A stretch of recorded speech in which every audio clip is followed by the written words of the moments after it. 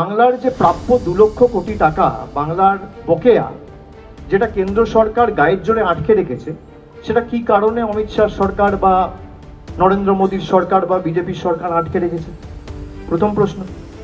দ্বিতীয় প্রশ্ন, দুদিন আগে আমরা দেখেছি যে পাটনা মানে বিহার, রাজ্য সরকার এনডিএ, কেন্দ্র সরকার ক্ষমতায় বিজেপি, সেখানে মেন রোড ধসে গিয়ে গাড়ি প্রায় একদম ঢুকে গেছে গর্তে। তা সোনার বিহার হলো না কেন? উত্তরপ্রদেশে তপশিলি জাতি উপজাতি মহিলাদের উপর নরকীয় অত্যাচারের ঘটনা আমরা দেখেছি। সোনার উত্তরপ্রদেশ হলো না কেন? বাংলার ব্রিজকে উত্তরপ্রদেশের সরকার অ্যাডে ব্যবহার করে, তাহলে সোনার উত্তরপ্রদেশে কি একটা ব্রিজ তৈরি করতে পারলো না বিজেপির সরকার গত 7 বছরে?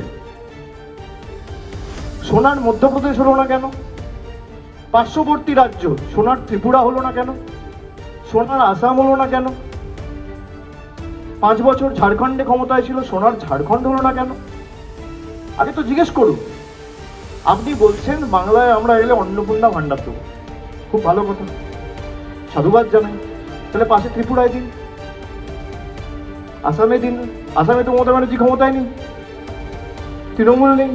ত্রিপুরায় তো তৃণমূল ক্ষমতায় নেই, মধ্যপ্রদেশে তৃণমূল নেই, রাজস্থানে তো তৃণমূল নেই।